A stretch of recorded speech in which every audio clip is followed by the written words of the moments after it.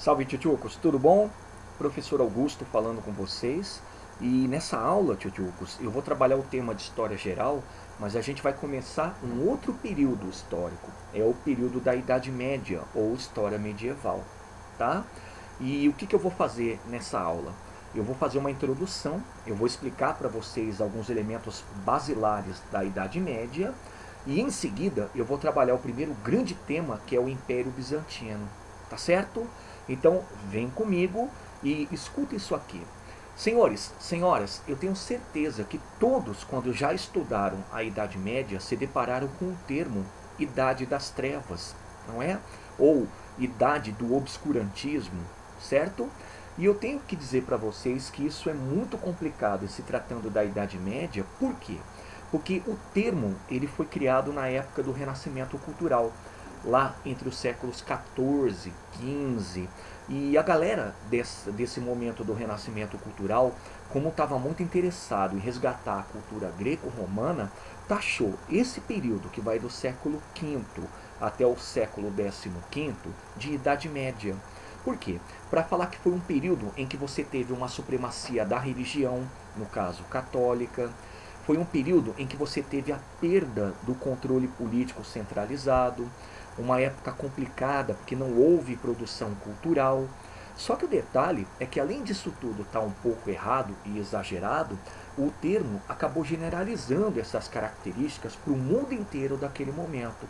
E a gente tem que tomar muito cuidado. Por quê?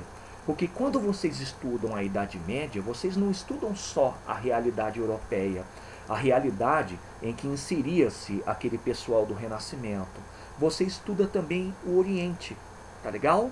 Outra coisa interessante, falar da Idade Média, pessoal, é falar de uma época de transição.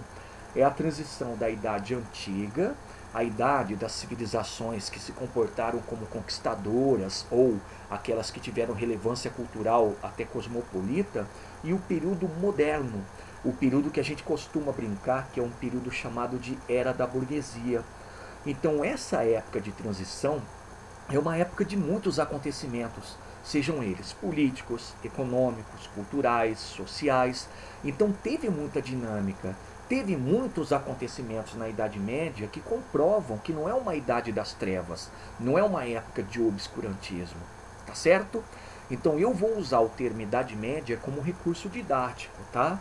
Eu vou trabalhá-lo para mostrar para vocês que esse período é um período sim que deve ser entendido de uma forma um pouco mais abrangente. Beleza? Então vamos lá ao período em termos de duração. Tchutchucos, a Idade Média começou no século V e nesse século V o grande marco do início do período é a queda do Império Romano Ocidental, que a gente já trabalhou, fruto não só do enfraquecimento do Império Romano, mas também das invasões bárbaras. Lembraram? Ok, só que tomem cuidado. A queda do Império Romano, friso de novo, insisto, é no Ocidente, porque a parte oriental ela sobrevive, ela continua, tá bom? E o marco final do período que a gente está tratando, tchutchucos, e vamos tratar durante várias aulas, é o século XV. E nesse século XV, a gente vai ter um grande acontecimento que coloca um ponto final nessa época, que é o fim do Império Bizantino.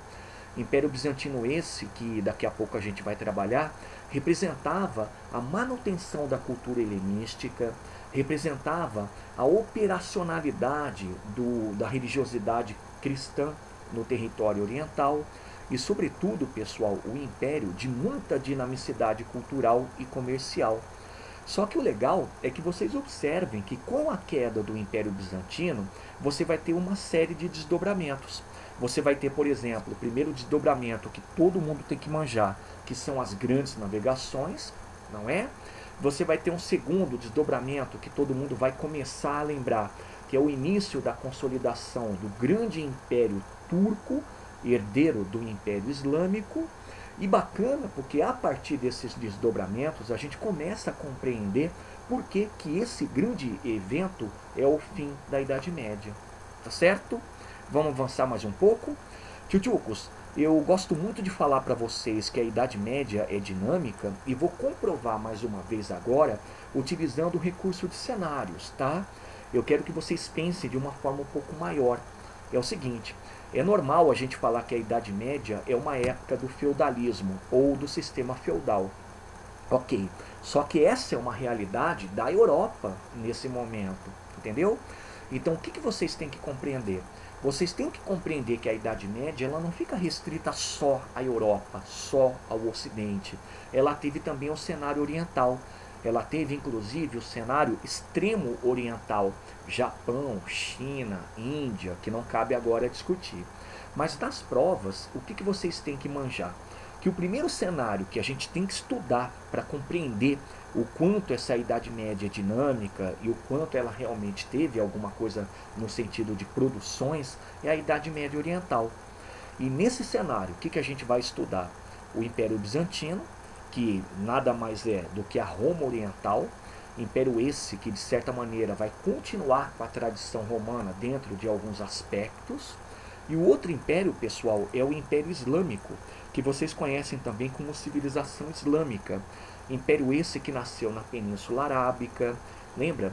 Ali nós temos a figura de Mohammed, Maomé, isso equivale ao século VII. E o legal é o seguinte: a partir do momento em que nós temos a criação do Império Islâmico, os dois impérios, o bizantino e o islâmico, começam a se tornar rivais. E grande parte dessa rivalidade tem a ver justamente com o controle comercial, não só do Mediterrâneo Oriental, mas também por terra, pessoal. Então esse é o primeiro cenário. O segundo cenário, que é o que vocês estão mais familiarizados, que é o que vocês conhecem com mais profundidade, é a Idade Média Ocidental. Já anotem aí, eu vou abreviar. A Idade Média Ocidental, tchutchucas, é uma Idade Média relacionada ao que todo mundo tem que conhecer como Europa. Basicamente, a gente trata da história europeia, tá?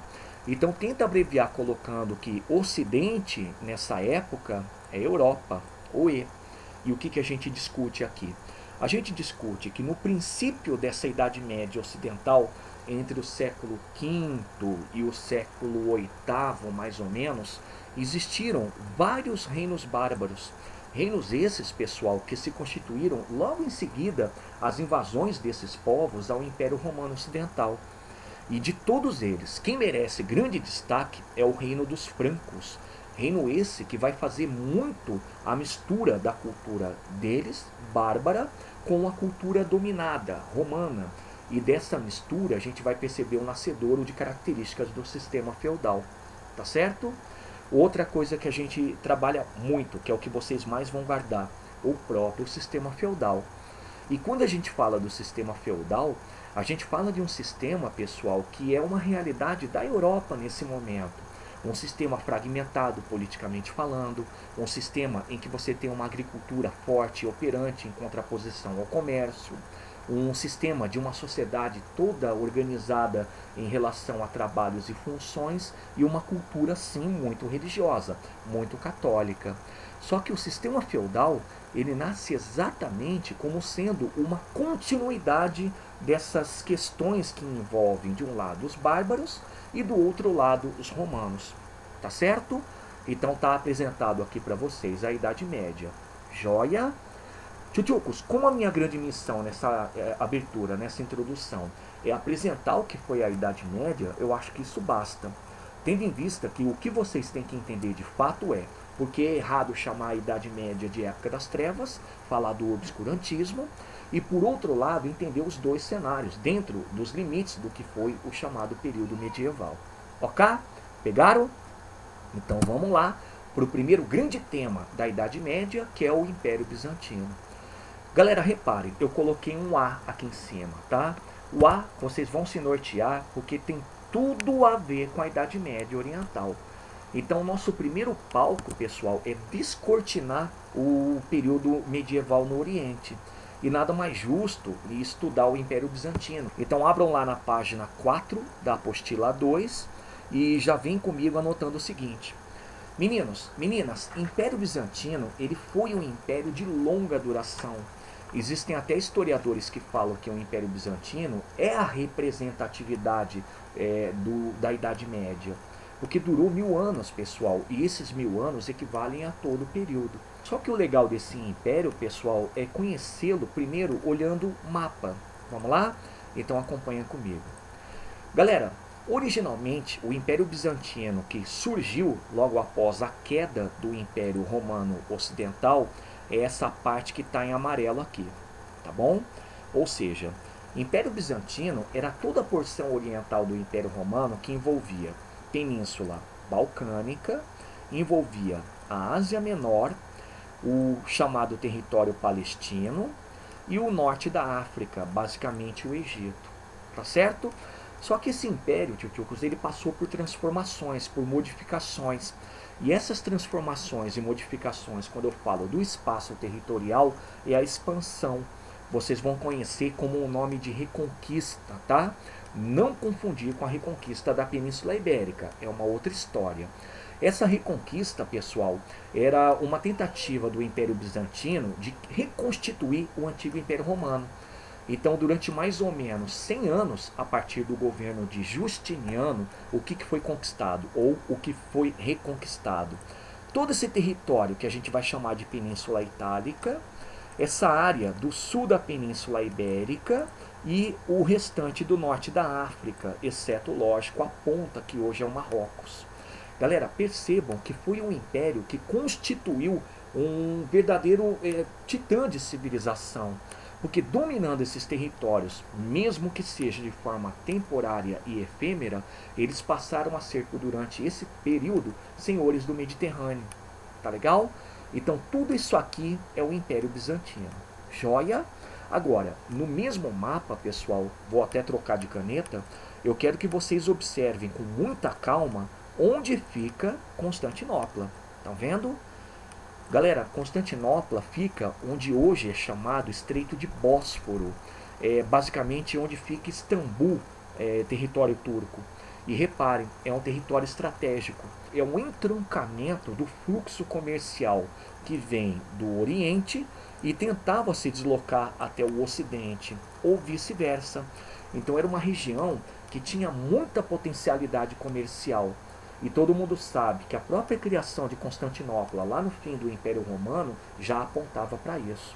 Tá legal? Então está apresentado para vocês aí o que é o Império Bizantino e vocês já podem perceber que foi um titã. Agora, vamos às considerações. Primeira consideração, tchutchu, é que o Império Bizantino ele foi um mosaico étnico-cultural. O que isso quer dizer? Quer dizer, pessoal, que a presença de culturas e povos nessa região era tão grande que todos falavam que o Império Bizantino era praticamente um mosaico. O que nós temos aqui? Nós temos o encontro de gregos romanos com orientais, você tem a presença de árabes, você tem a presença de balcânicos.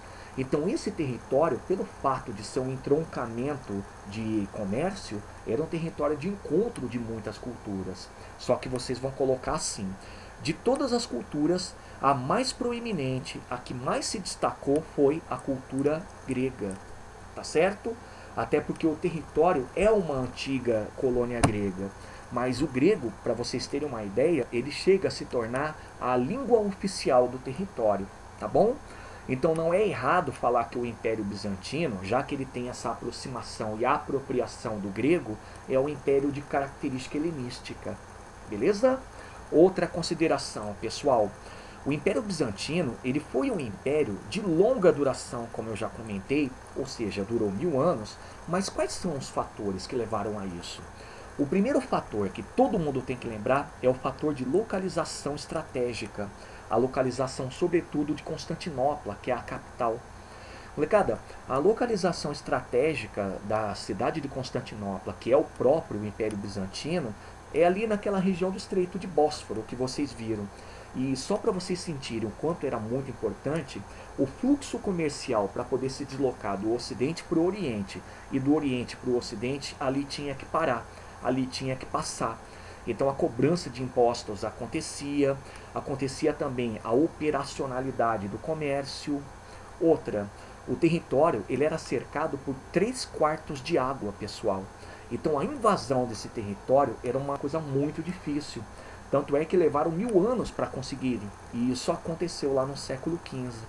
Então a localização estratégica nesse estreito de Bósforo, relacionado a comércio e a defesa natural, é a primeira explicação, é o primeiro fator para a longa duração do Império Bizantino. Tá legal? Outra explicação, pessoal, é a diplomacia. E grande parte dessa diplomacia, ela envolvia o dinheiro que era gerado pelo comércio. E como é que funcionava? Tchutchukos, os bizantinos, eles faziam acordos com os invasores. Por exemplo, os persas, da região hoje conhecida como Irã, ou a parte mais oriental, e os bárbaros ali na parte ocidental. E o detalhe é que esses acordos envolviam dinheiro. E grande parte desse dinheiro a gente percebe que era praticamente a compra da paz do Império Bizantino em relação aos seus antagonistas, tá? E olha só que coisa maluca. Durante muitos séculos, o Império Bizantino pagava para os bárbaros atacarem a parte ocidental, a Europa, e não se preocuparem com esse território deles. Legal? Outro fator. O outro fator, pessoal, que eu até já dei uma destacada quando eu falei da localização estratégica, é a presença de um exército profissional. E quando eu falo exército, pessoal, não é só o exército em terra, tá? A marinha também é envolvida. Mas enfim, eu coloquei exército profissional porque é um termo. O exército profissional é aquele exército pago, é aquele exército que deve a sua lealdade ao imperador. Pessoal, então a gente repara que a existência do Império Bizantino e a sua duração são coisas relacionadas a uma cultura muito própria e a uma herança do Império Romano, tá bom? Aí a gente vai para o feijão com arroz. Vamos trabalhar a economia, a sociedade, a política e a religião. Então vamos lá, começando com a economia. Galera, economia do Império Bizantino, regra é uma economia controlada pelo Estado. Então sofre intervenção estatal o tempo todo. E aí vem as minúcias. É uma economia de comércio operante. E o comércio deles, pessoal, podia ser tanto marítimo como terrestre. E a grande prioridade que eles davam, pessoal, é a prioridade ao comércio com o Oriente. Ali a gente pode identificar a Rota da Seda como um exemplo clássico e grandes caravanas que se deslocavam tanto daqui como para o Oriente, como de lá para cá. É interessante vocês observarem que esse comércio é a essência da função de manutenção do Império Bizantino. Então o que eles comercializavam? Tudo. Eles comercializavam desde matérias-primas a produtos manufaturados e escravos. Tá legal? Tchutchukos, economia que também tinha a presença de uma agricultura. Só que atenção, a agricultura do Império Bizantino era muito mais de subsistência. E quando eu falo de subsistência é porque toda a vocação econômica era para o comércio e a agricultura ela servia somente para abastecer as populações desse grande império. Mas tem algumas coisas que vocês têm que guardar dessa agricultura de subsistência. Primeiro, sempre a presença do latifúndio. E quando a gente fala do latifúndio, completem, esse latifúndio ou pertencia ao Estado ou era particular. Galera, então havia muito pouca a presença da pequena propriedade. Isso era quase nulo, porque o latifúndio era a grande presença do Estado. E reparem, isso é uma herança romana. Beleza? Quanto à mão de obra, pessoal, a mão de obra ela podia ser ou livre, era uma mão de obra assalariada, era uma mão de obra feita pelo camponês, ou, o que era muito natural, a mão de obra servil. Então essa é a economia bizantina. Fechou? Vai lá para a sociedade, pessoal. A sociedade é uma sociedade interessante porque ela era muito simples, tá? Simples, quando eu falo, é no quesito de funcionamento. Era uma sociedade classista, portanto, dividida por riqueza, e haviam praticamente, pessoal, dois setores. O primeiro setor é um setor chamado dinatos, equivale à elite. Então tem lá os imperadores, a família dos imperadores, os sacerdotes, os funcionários públicos. E o outro setor é o setor conhecido pelo termo penates, era o povo, basicamente dos artesãos para baixo, tá? É interessante observar que a riqueza aqui no caso, ela podia possibilitar a mobilidade social. Agora, atenção, existia uma outra forma de dividir a sociedade que era quanto à localização. Então nós temos os urbani, o pessoal que morava na cidade, e o rustici, o pessoal que morava no campo. E geralmente a distinção é a seguinte, é de forma bem genérica, tá? O urbane, pessoal, era o local de espaço da atuação do dinatos, da elite. E o rustici era o local de atuação do penates. Beleza? Entendida a sociedade? Então vamos lá para a política. Galera, a política do Império Bizantino, clássica, era uma política que herdava muito da tradição romana. Ela tinha sempre a presença do imperador, ela tinha também um corpo burocrático, a presença de sacerdotes e todos os elementos que compõem o que naturalmente é importante para o Império Bizantino, que é o exército, tá? E lembrando que exército envolve também a marinha. Agora, pessoal, existem algumas características que são próprias do Império Bizantino que a gente tem que dar uma refinada. Então vem cá e olha só que coisa interessante. A primeira característica da política do Império Bizantino é a presença de uma autocracia. Era uma política autocrática. E autocrática, pessoal, é a mesma coisa que falar que é despótica, tá? Então o imperador, ele se comporta como um déspota, um cara que conduz a política ele mesmo e geralmente com mão de ferro. Tá legal? Só que um complemento, galera, que é muito bacana, é vocês identificarem que a mesma política bizantina era teocrática. Por quê? Porque os imperadores, eles eram vistos como sendo encarnação da presença de Deus. É como se eles fossem representantes de Deus na Terra. Então, tal qual aconteceu no Império Romano, os imperadores bizantinos, eles eram vistos sim como sendo Césares ou Augustos, porque o que eles representavam? Eles representavam a figura de Deus. E repararam que eu coloquei no singular? Galera, daqui a pouco eu vou trabalhar a religião, mas todo mundo já tem que ficar acostumado que o Império Bizantino, ele religiosamente falando, era cristão. Então aqui você não tem um imperador que representa os deuses, não tem um imperador que é um deus. Você tem um imperador que representa a um deus, o deus do cristianismo, e um imperador que é divinificado. Tá certo? E a última característica da política do Império Bizantino, pessoal, muito cuidado, é típico deles, é o cesaropapismo. E o que vem a ser o cesaropapismo? O cesaropapismo, pessoal, é o duplo poder do imperador da seguinte forma. Ele era um César, ele comandava a política, ele comandava o Império Bizantino e, ao mesmo tempo, um Papa. Ele se intrometia em assuntos da religião, ou seja, a religião era submissa ao poder dele. Então, juntando o cesaropapismo, o que vocês vão entender é que o imperador, ele representa a política e a religião. Tá legal? Senhores, senhoras, foram inúmeros imperadores que passaram pelo trono do Império Bizantino. E de todos eles, aquele que merece o maior destaque é talvez o imperador que equivale ao que nós conhecemos como Era de Ouro. É o querido e popular imperador Justiniano. Ele foi imperador do século VI e o imperador que basicamente levou o Império Bizantino a uma potência da região. E olha só como é que a gente estuda a Era de Justiniano. É uma era de ouro, pessoal, então é um período em que vocês podem colocar, vão perceber o crescimento comercial, vocês vão perceber a potenciação das forças armadas ou do exército, o incremento da cultura e tchutchucos, tudo isso ligado à ideia de que o Justiniano ele tinha um sonho. O grande sonho dele era restaurar o Império Romano. Então é também uma época expansionista, tá certo? Esse cara foi tão bom, molecada, que depois dele, todos os demais imperadores não conseguiram manter essa potência que foi o Império Bizantino. Então a gente costuma dizer que a partir do século VII, o Império Bizantino começou a entrar em decadência, até finalmente ser conquistado pelos turcos do século XV.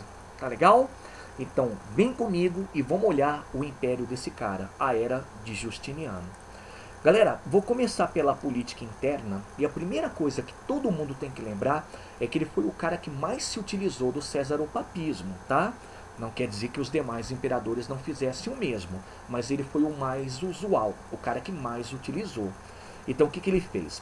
Ele promoveu uma centralização política, a partir do momento em que ele começou a fazer a distribuição de cargos funcionais do império para pessoas que tivessem o mínimo de conhecimento naquela área, ou geralmente especialistas. E o legal, pessoal, é que isso sempre foi feito utilizando-se a premissa de que ele era representante de Deus na Terra. E para cair de costas, ele, durante esse período de centralização política, sempre contou com o apoio da elite comercial. Outro ponto. Na política interna, pessoal, ele foi muito conhecido pelo aumento de impostos. E por quê? Tchutchucos, a primeira explicação para o aumento de impostos, vou trabalhar com vocês daqui a pouco, é a política externa. Ele tinha que custear o que nós chamamos lá no começo da aula de reconquista, a expansão do Império Bizantino. E, por outro lado, esse aumento de impostos também tinha tudo a ver com as obras que ele promovia de construção dentro da capital. Eu vou colocar para vocês aqui um exemplo. Então, esse estilo de construção que vocês veem na Catedral de Santa Sofia, ou Hagia Sophia, é o estilo bizantino. E era muito dinheiro utilizado para a construção dessa catedral. Só para vocês sentirem, foram 10 anos, e nesses 10 anos, a utilização de mais de 1000 operários o tempo todo. Tá bom? Outra coisa que ele incentivava muito, pessoal, era a criação de mosaicos. E os mosaicos, eles são muito típicos da cultura bizantina. Dá uma olhada nesse mosaico aqui, pessoal.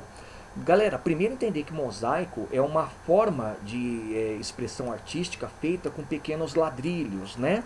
Eles são cortados bem pequenininhos e são colocados em composição para dar esse aspecto de imagem que vocês estão vendo. E o bacana é, toda a construção tinha um mosaico dentro. Ou o mosaico ele era colocado até mesmo nos palácios, que ele também tinha o costume de construir. Tchutchuco, só que é um trabalho demorado, é um trabalho que é feito por pessoas especializadas, os artesãos, mas no fundo, tem tudo a ver com a proposta dele, que é a proposta de custear a cultura dessa região. E, tchutchucos, uma coisa interessante é que quanto mais ele aumentava impostos, o que ele gerava era uma insatisfação. Uma insatisfação principalmente por parte dos setores mais populares, porque eram impostos que recaíam de forma muito exagerada em cima dessa população mais pobre. E o que aconteceu? Tchutchucos, aconteceu uma revolta que é conhecida como Revolta de Nica ou Niké. Galera, essa revolta ela chacoalhou a cidade de Constantinopla.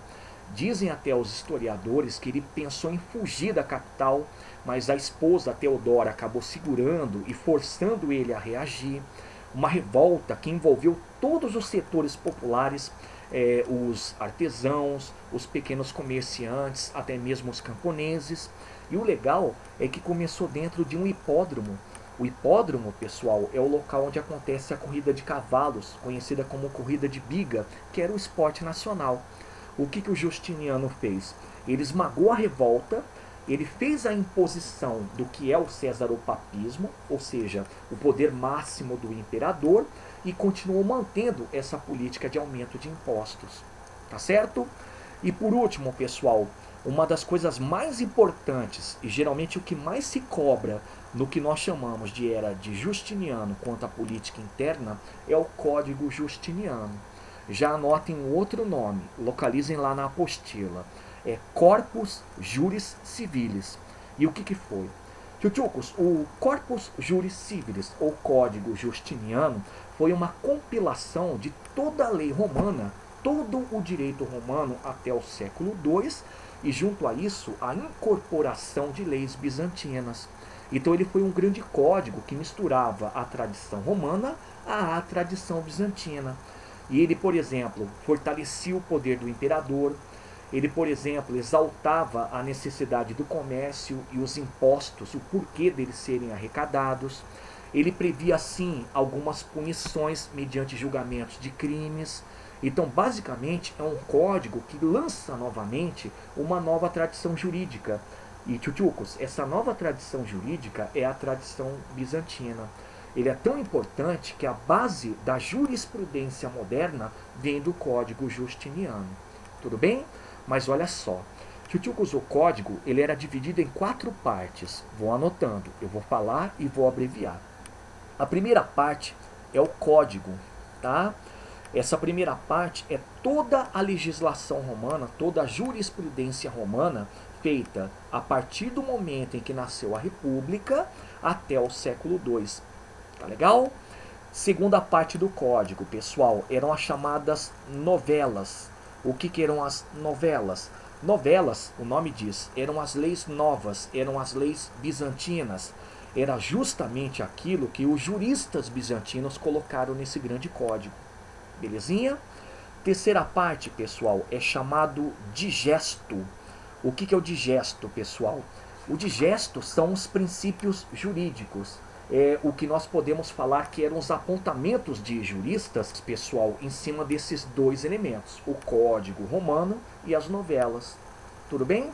E a última parte, pessoal, eram chamadas institutas.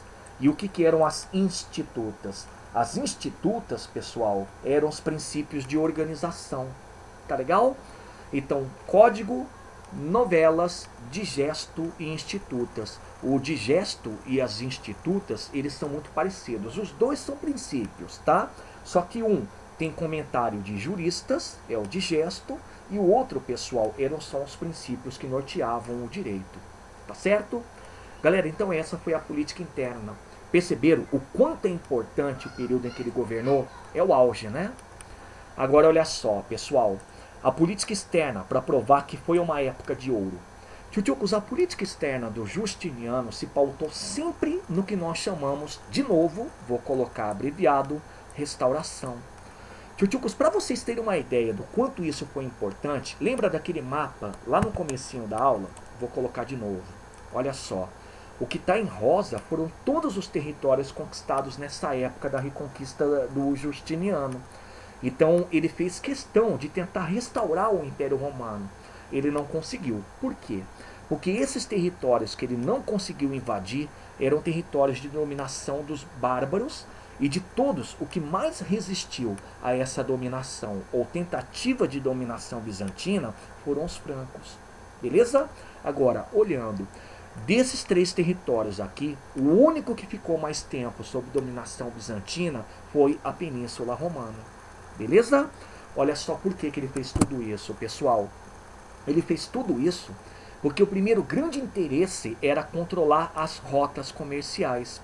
Rotas comerciais essas, tchutchucos, que sim, tinham toda importância na parte oriental. Mas ele também tinha o interesse de controlar as rotas comerciais para a Europa. Tá legal? Outro, pessoal, a importância dessa expansão, o porquê dela ter acontecido, era a necessidade de centros produtores. Mas cuidado, esses centros produtores que eu coloquei aqui, eles são centros produtores agrícolas, tá? É só lembrar que eu falei para vocês que a agricultura bizantina era de subsistência, né? Então, sendo de subsistência, não havia muito excedente. Então era muito comum o desabastecimento, a sociedade se desenvolvia, a população crescia, até por conta da chegada de muitos imigrantes. Então foi necessário conquistar centros produtores agrícolas. E de todos eles, o Egito foi o que mais o Império Bizantino se ocupou em tentar dominar. Tá legal? Agora tem um porém. Esse expansionismo, tchutchucos, tem que estar associado a um grande general, ao general responsável não só por essa história toda da reconquista, mas também por representar o Império Bizantino como potência. Anotem aí, o nome dele é Belisário. Legal? General Belisário. Ele era talvez um dos braços direitos de Justiniano, e só para vocês entenderem a importância desse cara, ele foi o que abafou a revolta de Nica ou Niké. Fechou? Tchutchucos, então tá aí, era de Justiniano. Lembrando a vocês que esse cara é o ápice, é o auge do Império Bizantino. Beleza? Então, para finalizar, tchutchucos, o último ponto do feijão com arroz é a religião. Tchutchucos, primeiro ponto da religião, que eu já falei várias vezes e tenho que falar porque tem muita gente que acaba confundindo, é que eles eram cristãos, tá certo? Só que o cristianismo, aqui nessa região, ele tinha algumas coisas interessantes. Olha só, ele era controlado pelo Estado, e o Estado fazia questão de controlar a religiosidade cristã, porque o grande objetivo era uma unidade doutrinária. eles entendiam assim: se o Estado controla a religião, ou se o Estado controla o cristianismo, ele controla também as mentes e corações. Ele estabelece uma unidade dentro da doutrina religiosa cristã. Tá certo? Só que tem um detalhe. Mesmo com essa rigidez, pessoal, os debates, as discussões em relação à religião eram muito comuns. Sabe por quê? Porque eu não contei para vocês que o território bizantino era um mosaico, era um território de encontro de culturas, encontro de povos. E o legal é que essas discussões, elas têm a ver com tudo isso, porque cada povo entendia o cristianismo de uma maneira. Então havia, por exemplo, discussões do tipo: qual era o sexo dos anjos? Discussão do tipo: poxa, será que o imperador ele representa uma parcela de Deus ou a toda a divindade? Eram discussões normais. Galera, só que as discussões com o tempo, elas começaram a se tornar heresias. E o que vem a ser isso? É o que vocês vão completar. Heresias é um conjunto de pensamentos contrários ao pensamento oficial, ao pensamento doutrinário do Estado em relação à religião. Então eram movimentos de oposição àquilo que a gente chama que era o cristianismo oficial. E foram dois tipos de heresias que tanto fizeram a cabeça dos bizantinos. Dá uma olhadinha. A primeira heresia, inclusive até teve apoio de um imperador, que é o imperador Leão III, é chamado iconoclastia. Já anotem. A iconoclastia, pessoal, é a proibição de reprodução de imagens de santos, de Deus, de Jesus. E por que o Leão III apoiou? Apoiou porque percebia que a Igreja Católica ganhava muito dinheiro fabricando ícones, fabricando santos, fabricando imagens. Tá certo? Outra, pessoal, essa é uma das heresias mais interessantes, é chamada monofisismo. Monofisismo, pessoal, é a negação da aparência física de Jesus. Os monofisistas acreditavam que Jesus era somente espírito, tá? Era uma heresia tão interessante, pessoal, que até a esposa do Justiniano apoiou, apesar de o Justiniano falar o contrário, não expor. O monofisismo, pessoal, renega o que nós chamamos de tríplice santidade. Reforça muito mais a ideia de que Jesus era uma extensão de Deus, uma extensão do poder de Deus. Tudo bem? Pessoal, o que foi acontecendo? Esses movimentos heréticos foram sendo combatidos, tá? Até porque a unidade doutrinária era muito mais importante do que as próprias discussões. Só que a religiosidade nessa região, quando se fala de cristianismo, era tão diferente que eles começaram a se desentender com o papado romano. Mesmo que eles negassem o monofisismo, eles davam muito mais apoio à alma, ao espírito. Mesmo que eles não gostassem da iconoclastia, do movimento iconoclasta, os bizantinos davam muito apoio à ideia da espiritualidade. Então, no século XI, mais precisamente no ano de 1054, aconteceu o que nós chamamos de Cisma do Oriente. O que foi o Cisma do Oriente? Foi o rompimento da igreja ortodoxa, que é a igreja que vai nascer nessa região do Império Bizantino, em relação à igreja católica apostólica romana, que é a igreja oficial do cristianismo até aquele momento. Tá legal? O que se estabeleceu? A Igreja Ortodoxa, que nasceu com o Cisma do Oriente, tem como sede Constantinopla, a capital do Império Bizantino. A língua na liturgia era a língua grega, assim também como nas escrituras. E por último, a liderança máxima, pessoal, era o patriarca de Constantinopla. Tá certo? Só que aí tem um detalhe, que é o que vocês vão colocar. A Igreja Ortodoxa é submissa ao imperador. Não se esqueçam da presença do César, o papismo. Joia? Tchutchucos, então tá aí, Império Bizantino. Boa, boa. Então, tchutchucos, vamos terminar com o pé direito resolvendo essa questão aqui. Pega lá na página 5. E na página 5, pessoal, olhem com muito carinho para a questão 2, que é uma questão da PUC Paraná. E o que ela diz? O Império Bizantino, ou Romano do Oriente, existiu durante a Idade Média. Continua. Sendo-lhe cronologicamente coincidente o quê? Então, pessoal, a gente tem que pensar o que tem a ver com o Império Bizantino. O que tem a ver com tudo que a gente discutiu durante a aula sobre o Império Bizantino. Então a pergunta vai lá. Sobre o tema, o que é correto? A diz, seu período de maior esplendor e expansão ocorreu sob o governo de Justiniano, que mandou fazer a codificação das leis romanas. Tchutchucos, todo mundo sabe que o imperador Justiniano tem a ver com o esplendor do Império Bizantino. Tanto é fato que a gente fala que foi a época de ouro. Legal? Agora, o que ele quer dizer quando ele aponta para a codificação das leis romanas? Tchutchucos, essa codificação das leis romanas é o Código Justiniano, ou Corpus Juris Civilis.